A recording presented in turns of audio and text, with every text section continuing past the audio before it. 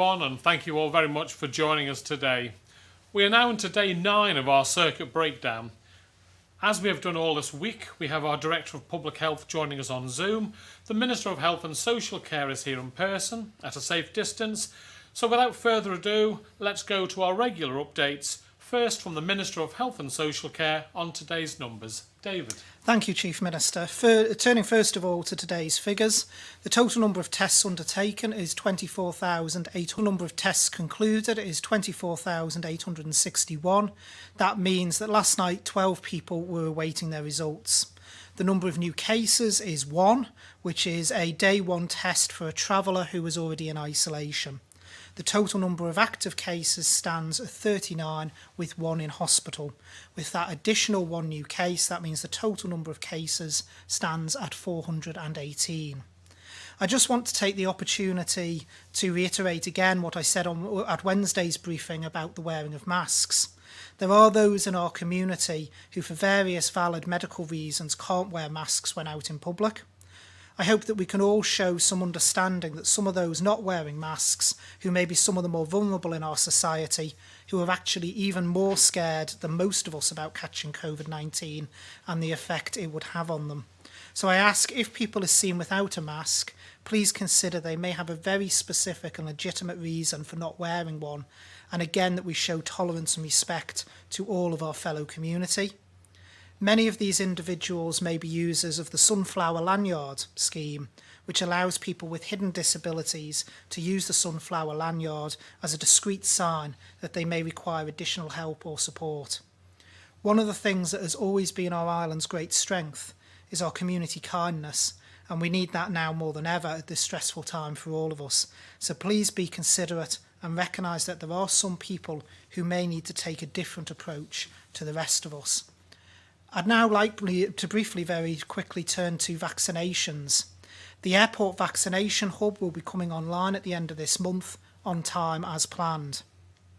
We have also been looking at other potential hubs to allow for the rollout, particularly now with the current lockdown that we have needed to bring in social distancing again.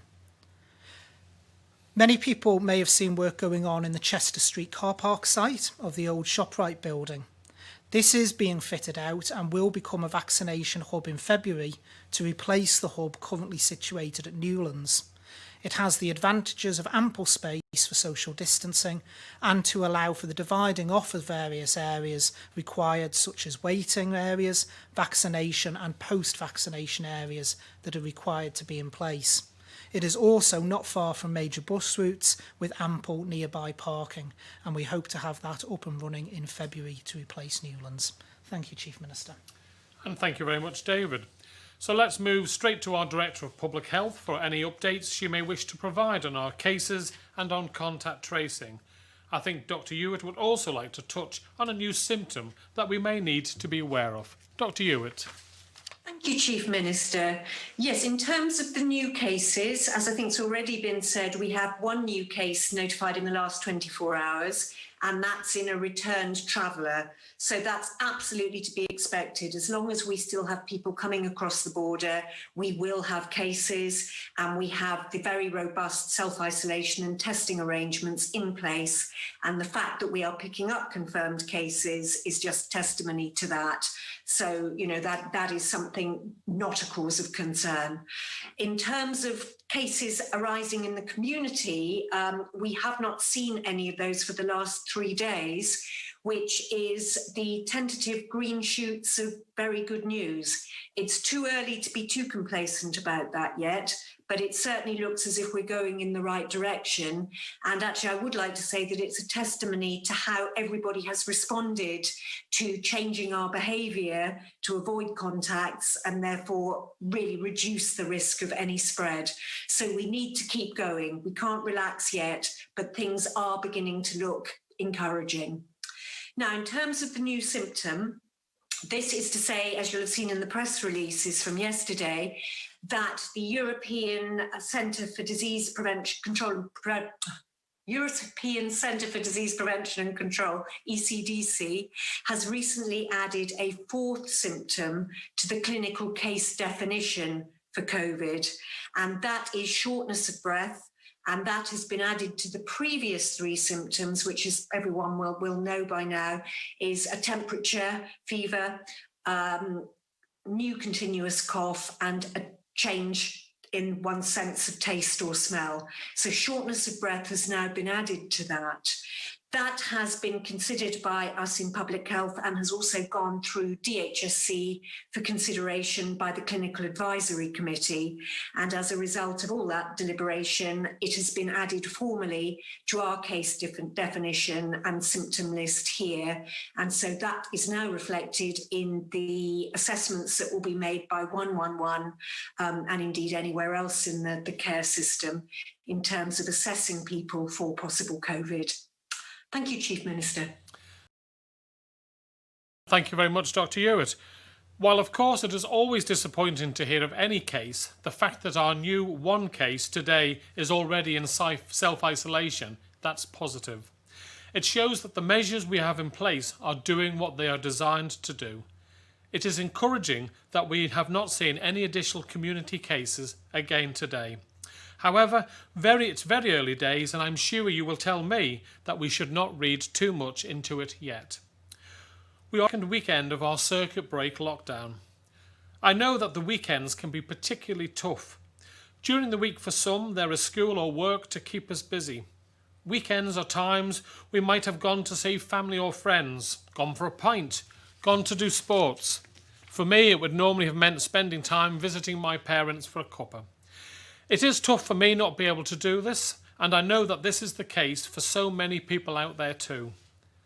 I know how much you would like to get together with friends or loved ones, but I have to ask you not to. I have to ask you to stay at home and do your bit to stop the spread. Government does not like stepping into your lives like this. We don't like coming between you and your loved ones. It is not the Manx way. But as you've heard from Dr. Hewitt, we are making progress. You are making a difference. I know there has been a lot of speculation about whether or not we will be able to end this lockdown on the 27th of January, as we had suggested. The simple and honest answer is that at this stage, we don't know. There are encouraging signs that the lockdown is having the effect that we sought. It is keeping to a bare minimum person-to-person contact, and this is allowing us to identify and isolate cases in our community. It will be some time before we know if we have turned a corner. It will be longer still until we can be sure that we have rid ourselves again of the virus. There is a lot of uncertainty, I know. One thing I can tell you is that we will only continue for the lockdown for as long as we judge it to be necessary. But at the same time, we must get this right, not rushed.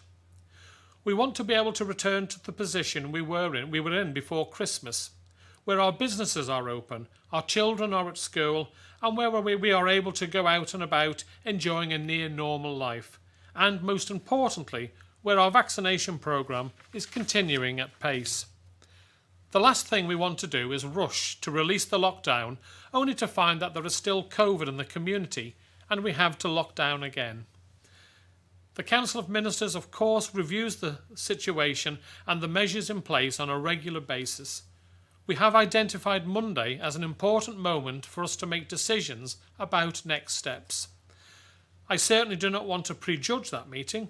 We will take all the information we have at the time. We will consider the advice of our clinical and public health experts and we will make decisions. Then I will come and update you, that is Monday. Of course, as with so much of life, the outcome may not be binary, end it or extend it. One thing that this virus has taught us is that we have to be flexible and to adapt to the situation. If we continue to see a positive outlook, then we may decide to take gradual, cautious steps back to normality, a tapered approach. But I do need to say that if the situation does deteriorate between now and then, we may have to tighten the screws again. The equation is simple. The better we all do, the sooner we can start to return to normal. Before I move to questions, I did want to touch on the question of financial support. The Treasury Minister updated this time last week about what was planned. and I was grateful to him and to the teams at the Treasury and the Department for Enterprise for everything they have done to get the schemes up and running. There have been over 2,000 applications for MIRA, 1,000 have already been approved and will be paid shortly. On the CBSS, the Coronavirus Business Support Scheme, to support businesses, I know that the first payments have been made today and the team will be working over the weekend to ensure that the bulk will be paid on Monday. I know that there have been some concerns about eligibility. The teams have been looking at this and have been able to expand the scope to cover those who most need it. The Treasury Minister has put a range of information on the various schemes, and I know he will continue to do so as they evolve. In the meantime, there is a lot of information on our COVID website. The lockdown is not good for our economy, that goes without saying. I am pleased that our office-based companies have proved to be so resilient and have been able to move to home working so effectively. There are so many sectors that can't, and these are the people we especially need to help. In these briefings on a number of occasions we have paid tribute to those who work in essential retail, those working for example in our pharmacies, or ensuring we have food for our families that our families deserve, and they deserve our thanks. They also deserve our respect. Give them the space to do their jobs safely. Ensure you are going into shops with clean hands so that their working environment can stay safe. And if you have disposable face coverings, please take it with you and dispose of it properly. Don't leave it in the trolley for those who work there or the next customer to deal with. I did want to highlight one other sector that is quietly and safely doing great work. Our engineering and manufacturing sector has continued to work during this lockdown. I know they are doing what they can to ensure they do this with all social distancing and other hygiene measures in place. I mention this sector as many of our companies on Ireland are designing and producing medical equipment that is being used in the fight against COVID-19, both on Ireland and beyond. They have found solutions and manufactured supplies for nobles when supplies have been unavailable from other routes or a new novel design is required. Many of our companies are directly supporting the global COVID-19 response by working on the design and manufacture of component parts that are used in medicines and medical equipment. This includes ventilators and the machinery that manufactures the COVID vaccine. I would like to pay tribute to the work they are doing during these difficult times. And on a slightly different scale, but not less impressive, I would like to mention 12-year-old Jack from Douglas, who has been doing his own bit of engineering to support our community. Jack has started to make and distribute clips which allow spectacle wearers to use face coverings without the problems of them steaming up. He has supplied police officers with the clips and has made enough to allow all of the patrol staff who wear glasses to do so whilst remaining fog-free. Thanks, Jack, for helping our police officers to do their work safely. On this positive note, we can move to questions. And first we have today is Josh Stokes from ITV Granada. Good afternoon, Josh. Fast am I. Good afternoon, Chief Minister. My first question to the Health Minister, please. Minister Ashford, last Thursday you said 2,782 vaccinations will be completed by this week, but according to the latest statistics, a total of 2,206 people have been vaccinated. Can you firstly confirm this is correct? And secondly, does this now mean the Isle of Man is behind schedule on the rollout of the vaccine? No, it doesn't, Josh. I can confirm that the figure on the website is correct, the 2,206. I've been waiting for this question, actually, about the 2,700, because it was part of a briefing, but you've got to look at what I said earlier in the briefing as well. So, for instance, this was the briefing on the 7th of January. In questions, I stated earlier in that briefing to Helen McKenna of Isle of Man newspapers, and I quote, "We will still be sticking to our plan, and we will still in the initial stages until we have access to Oxford and we can ramp up 41 which is due to the amount of doses we've been able to get out of the vials and trays in use, because it is important to mention with the Pfizer vaccine, you have to defrost the entire tray. When I made reference later in the briefing to the 2,700, that was in reference to a question of asking where we were in the vaccination programme, and that included if we'd been able to use the Oxford vaccine. As I explained at briefings earlier this week, we haven't been able to do so. We were still out, and the protocols, and that's where the difference is. Okay, thank you. And just following on from that, do you have an idea of how many total vaccinations you'd like to see completed by next week, now that you've got a better idea? So, assuming Oxford comes online, then the additional vaccination figure will be roughly around about 1,300 to 1,400. But obviously that is assuming that the Oxford vaccine comes online. Well, just to follow up from that, how likely do you think it is that the Oxford vaccine will come online? Well, it's got to get clinical sign-off yet, Josh. So until I know the clinical sign-off is there, I'm not a betting man. I'm not going to put gamble on it. Okay, thank you. And my second question, again to yourself, can you just clarify exactly why the government is still generally only strongly recommending people wear masks in numerous settings, including care homes and schools? I've had a teaching assistant contact me who is concerned this is only being advised in school following a previous case within a school. So given the benefits, why can the government not make it mandatory in these places unless you are exempt? In terms of masks, and I will bring Dr. Hewitt in for a piece around masks in a minute, but to make clear, the reason at the moment it is only recommended is legally it is very, very hard to enforce mask use. Countries that have tried to do it have found it very difficult to do. And we do have to remember this, as I said in my statement before, there are people in the community who can't, for whatever reason, wear masks. So it is not really practical, and it has led in other countries to quite serious abuse of people who've been out or forced people to wear masks. The police having to attend because it effectively is a criminal offence, only to then find that the person has an exemption for one reason or another. There has also been issues in the UK, of course, around the policing of it, where the police forces have made quite clear that they do not have the resource to be able to do it, and that several chief constables came out in the UK and said they bluntly would not be enforcing it. So we have to take that all into account, but we do have to say we recommend very, very strongly that those who can wear a mask in settings do so. And with that, I'll bring in the Director of Public Health. Thank you, Minister. I don't really have very much to add to that because you've given a very clear and comprehensive account. Certainly on the basis of the evidence, we very much want people to wear masks as far as they are possibly able. But as the Minister says, there are some people who cannot, and we want to avoid all the issues about inappropriate stigma.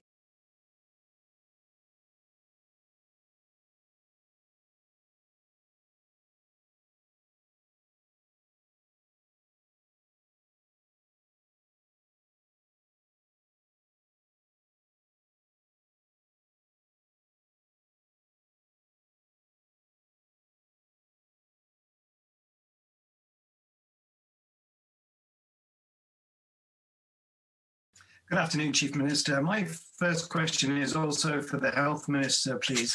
Now, the latest figures look very promising, but clearly contact tracing is critical at this stage in trying to get a handle on the outbreak. Now, how many people are involved in the contact tracing process, and could this be rapidly increased if it became necessary?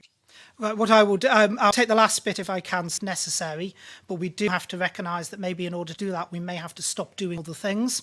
So there is an impact elsewhere by diverting resource. But with that, I will bring in the Director of Public Health so I don't steal her thunder again, who will be able to answer the wider point, hopefully, around contact tracing.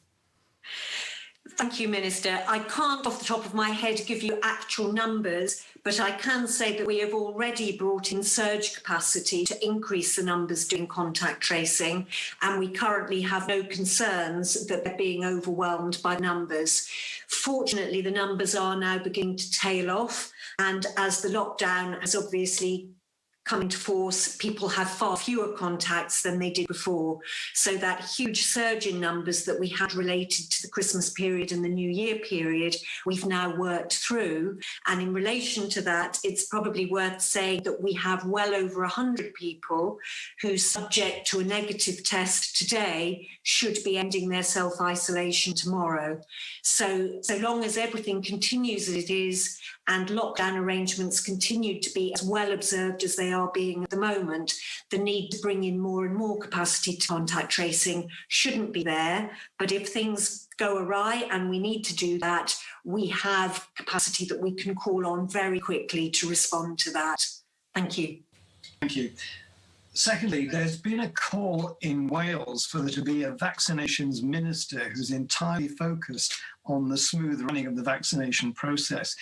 Could that be a benefit here, or is Effectively, it is me, Simon, as Minister for the Department. When you're talking about a jurisdiction the size of Wales, I think that makes sense, just as the UK as a whole has done a vaccinations minister, because logistically, if we think we have logistical problems with the Pfizer vaccine and rollouts, it's nothing compared to those jurisdictions. So I think it does make sense to have someone actually bringing all the logistics together, because the machinery of government over there is absolutely massive, from getting it into the country to then distributing it. It's very different on a small island, and I think we've already shown that when we want to be, we can be very nimble in getting logistics in place. We have delivered so far, as can be seen on the website, 2,206 vaccinations, and if the Oxford vaccine comes online next week, then that gives us more mobility to move forward, and we can keep pace with the delivery schedule. Thank you very much. Thank you very much, Simon. Now we move to Tim Glover from Manx Radio. Good afternoon, Tim. Faster Mai. Good afternoon, Faster Mai. Just on the emergency loan, and I know the change has been made from £500 to £250. We had that loan last time, so we knew it was going to impact on the small traders. We've had a lot of comments along the lines of, why is somebody in a challenging financial situation who's earned and paid his taxes and national insurance his whole working life not receiving any support from government? And as one listener's put it, the government mantra is we're all in this together, but it seems some are sailing around in luxury yachts while others are in a tin bath trying desperately not to sink.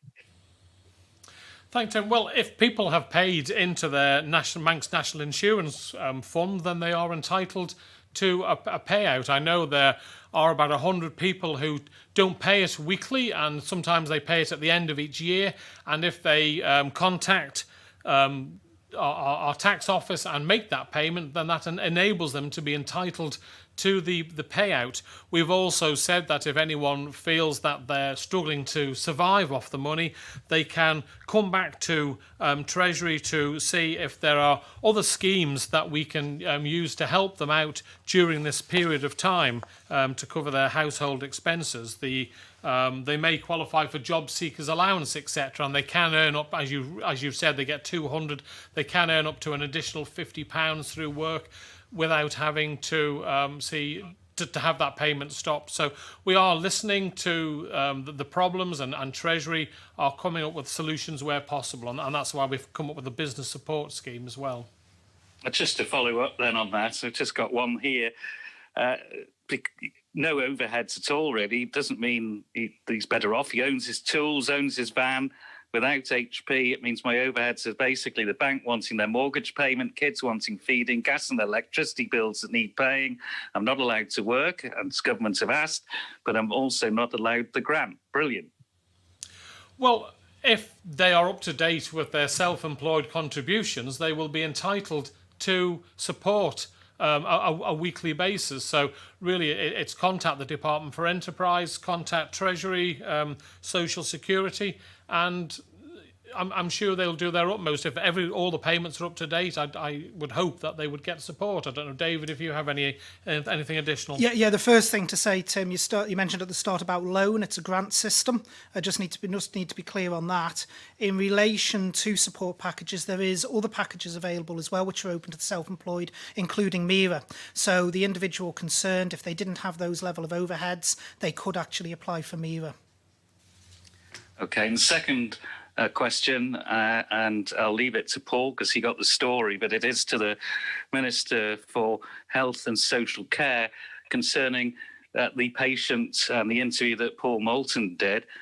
The key thing there is a lot of people are disgusted, to be honest, with the comment, and is the word used most in the comments at this situation, that a department that has care in the title puts someone in this situation.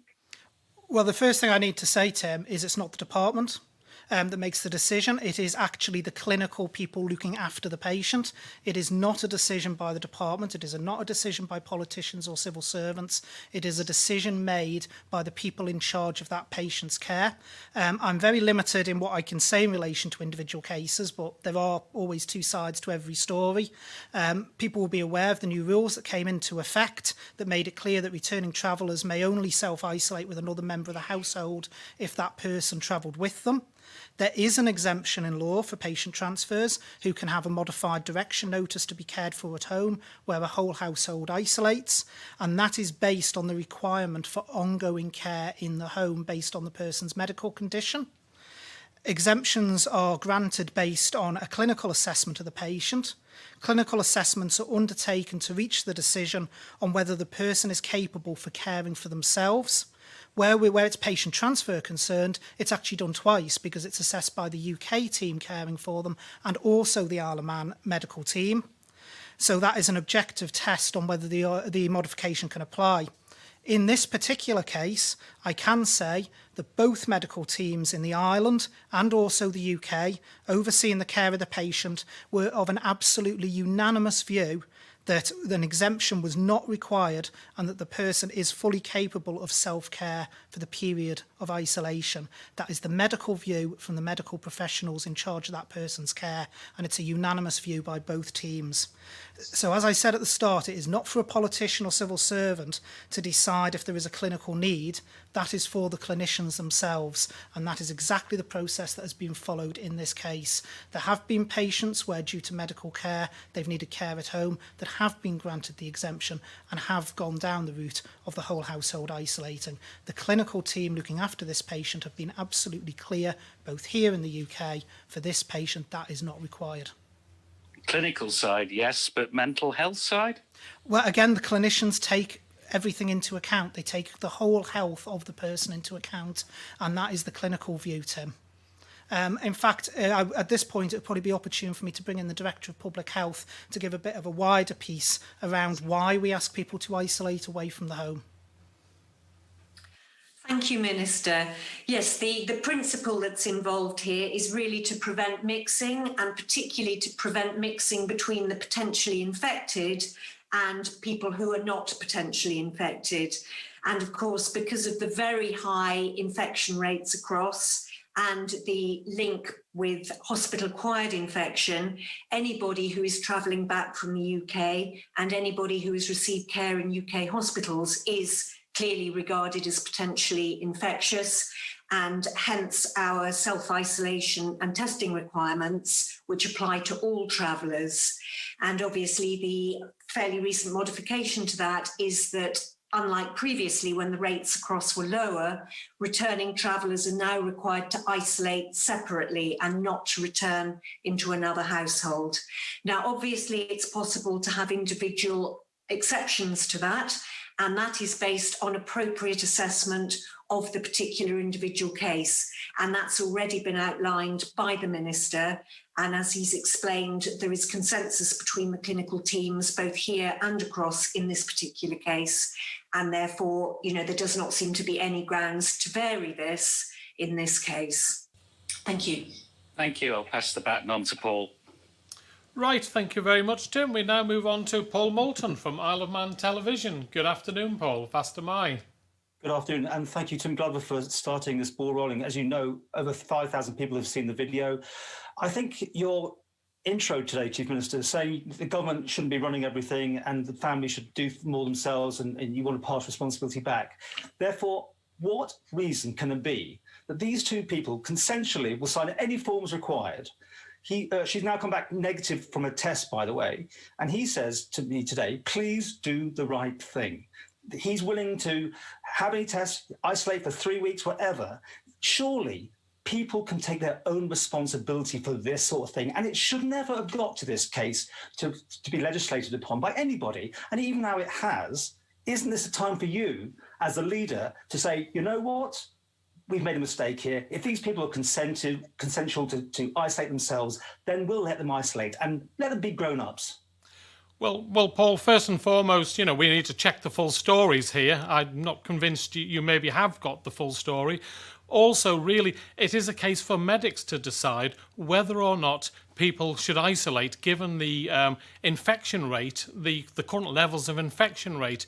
Now, of course, if someone is seriously ill, then and our medics are going to say, yeah, they need to be looked after. But we also have to remember that a significant number of people who have come back, some of them have sadly been patients who've come back from hospitals and have gone on to infect the family. So based on that, a decision has been made that those patients that don't need the support of a family member, and that's judged by the medics, not by politicians, then it's best that they isolate separately so that they do not potentially pass on the infection to someone else. And really, therefore, it's not up to us as politicians. I would suggest the media too. We should leave it to medics who are eminently qualified to advise whether that person needs to be looked after or not. I don't know, David, if you want to. Yeah, I will expand on my earlier comments, if I may. The purpose, Paul, of people isolating away from the home as well is, you say initially, by the way, I did mention this, you say her test has come back negative. That'll be the initial return test. And as we know, the initial return test is only expected to pick up 7% of cases.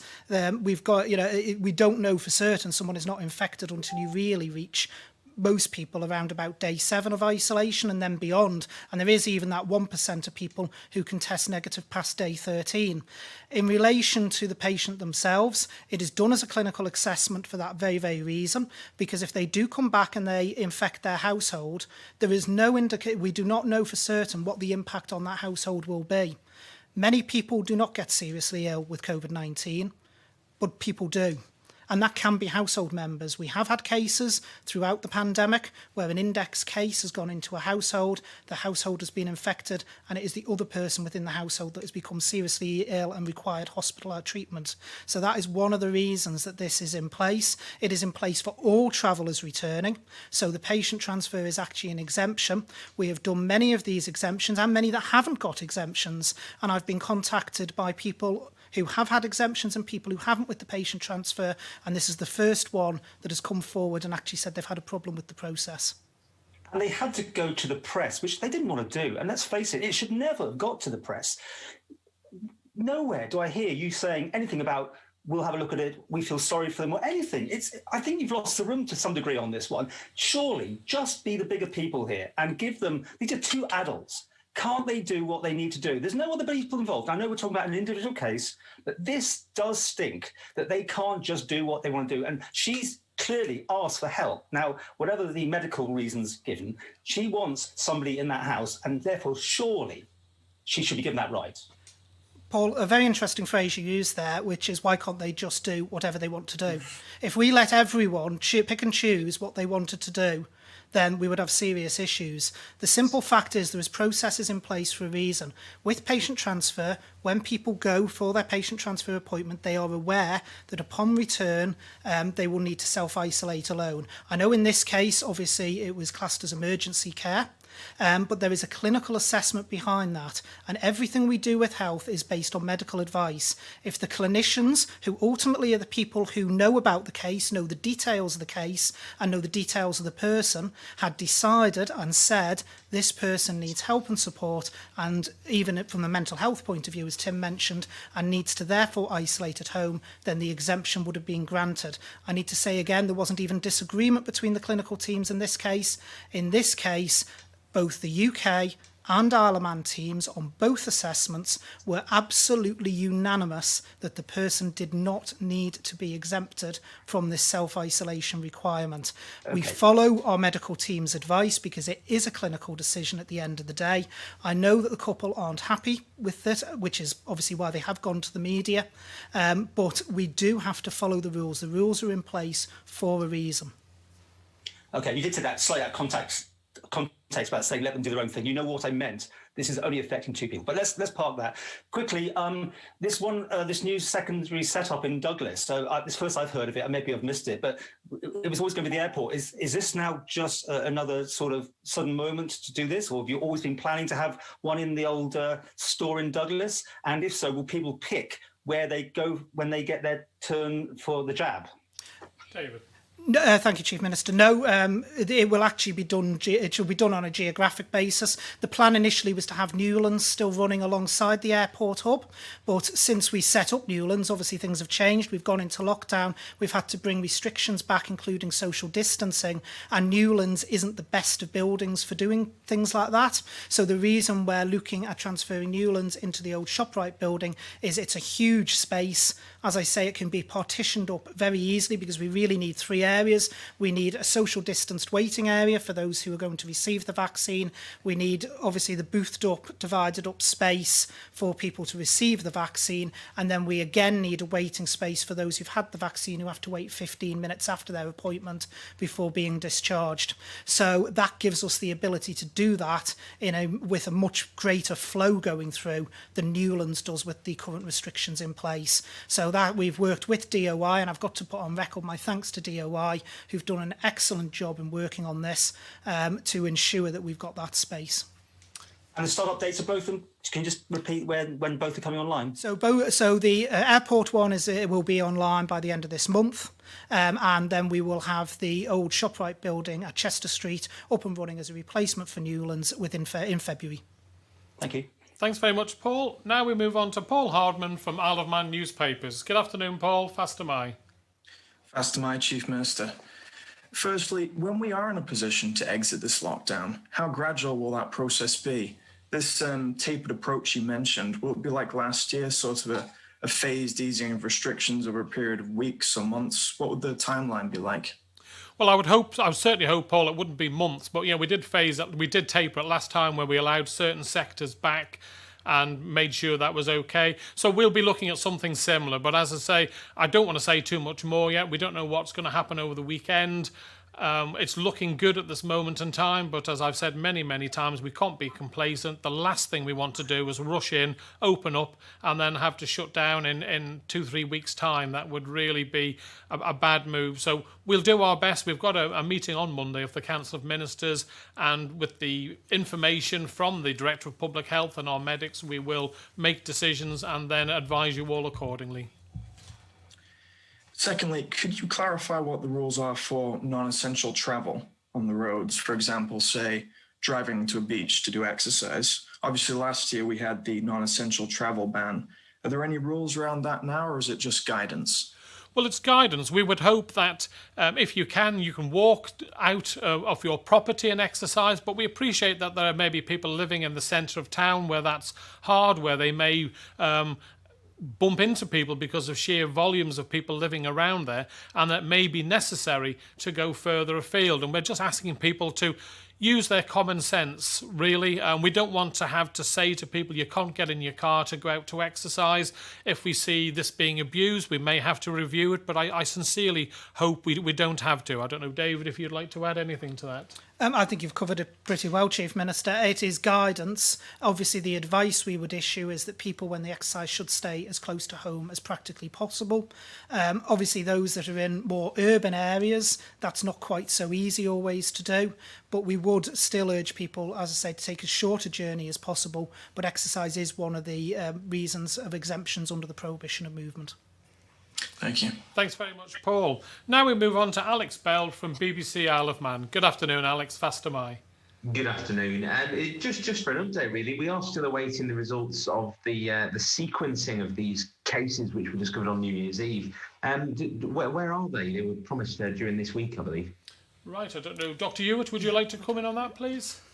We haven't received any more results through from the lab yet. I'll chase it up and see where they are. But as we've said before, it doesn't have any bearing on the initial management of outbreaks or cases. Thank you. And just for public record, how many samples were sent over to that lab? We've been sending over all the positive cases. All of them. Okay, thank you very much. All of them. Thank you. Just to move on then to vaccines, possibly one for the Health Minister. Are we to expect this weekly rate of around 1,100 jabs per week being administered for the duration of the programme, or will it increase? David. It will increase because when Oxford comes online, then we'll be able to do more. But equally, the orders aren't evenly spread out over the next 9 months. The delivery schedules are based on what the manufacturers believe they can manufacture and get into the UK.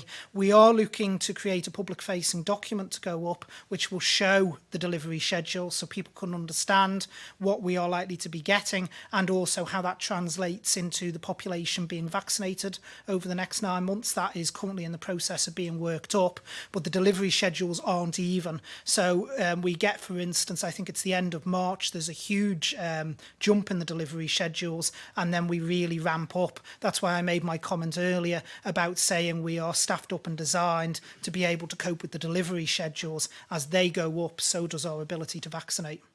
So in terms of a weekly target, that's very much a moving target, is it? It's very much a moving target. That's why I haven't put money on what the weekly targets are going to be, because while it may seem to be a steady target now, it will absolutely ramp up once the deliveries of Oxford start feeding into the system. I am aware of a new announcement that's been made actually just before we came onto this briefing by FIFSA, saying that because of work they've got to do on the Belgian plant, the UK is actually going to receive less orders of FIFSA than they were initially expecting over the next couple of months while that work's ongoing, which I think is a drop of about 18% they're predicting what the UK was expected to receive. That will affect us obviously with the FIFSA vaccine, but it won't affect us with the Oxford. And the other part of the FIFSA statement this afternoon is said after that work is done on the plant, then they will actually ramp up production and the UK would actually get more quicker, and that will affect us as well.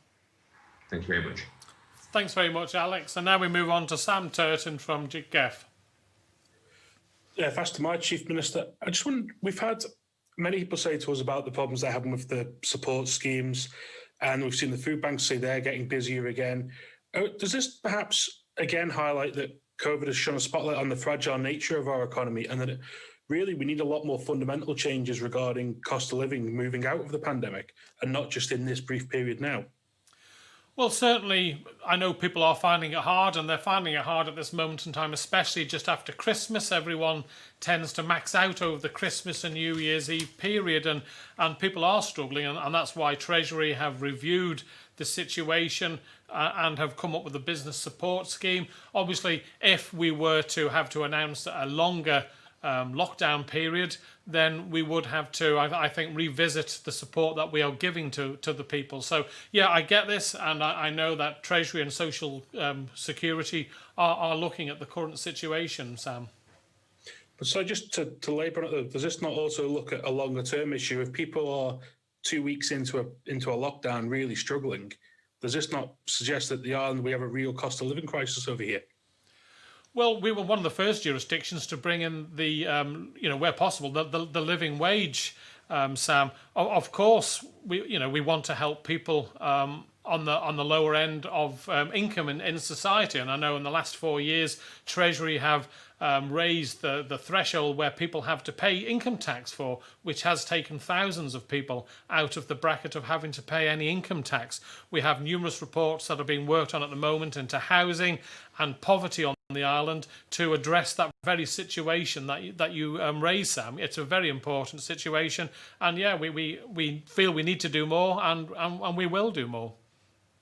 Yeah, and finally, just a quick thing on vaccines for Mr. Ashford. Is the rollout of Oxford likely to start into care homes? Are we still looking at Monday?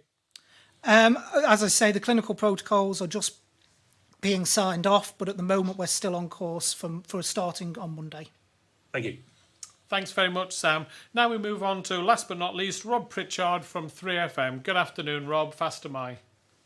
Faster my, Chief Minister. My first question to the Health Minister, just over the vaccine programme. I was contacted by someone today with regards to an over 80s resident who's been invited to register.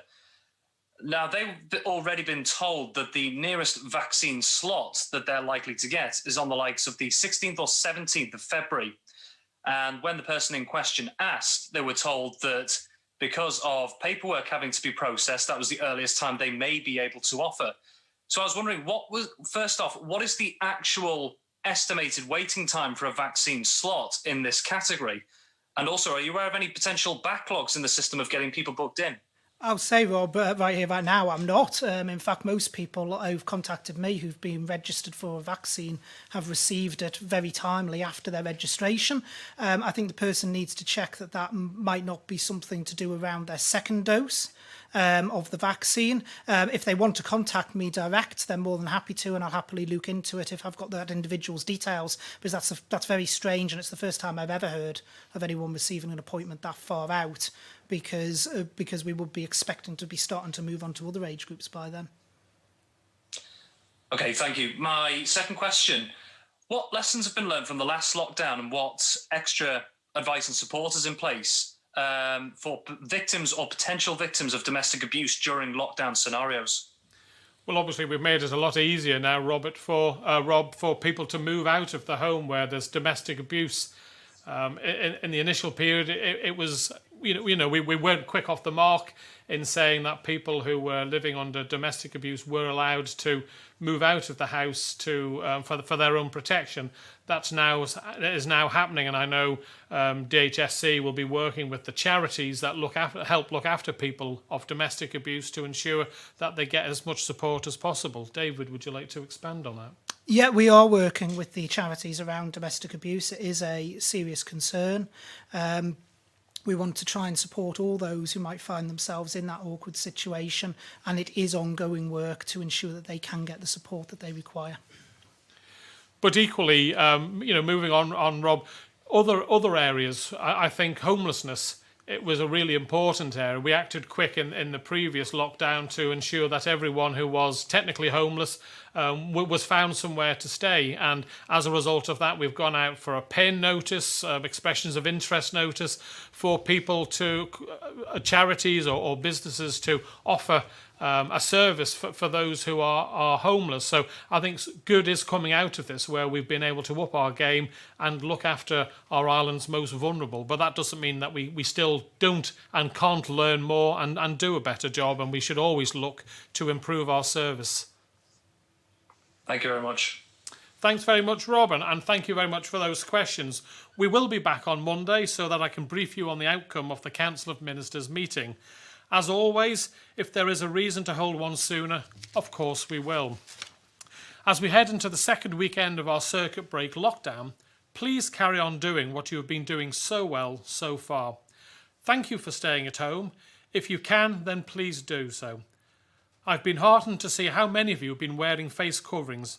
If you can, then please do so. As always, if you do need information, please visit gov.im/COVID-19 or call the community support line on 686 262 or email COVID-19 community support at gov.im. If you have any COVID symptoms, then call 111. I will leave things here for today and wish you a pleasant and safe weekend. Please remember the basics, stay at home. Before you go out, ask yourself, is it essential? If you do go out, wear a face covering if you can. If you have any symptoms, then stay at home and call 111 as soon as you can. Make the right decisions to keep you, your family and your island safe and to protect our vaccination programme. Thank you all very much.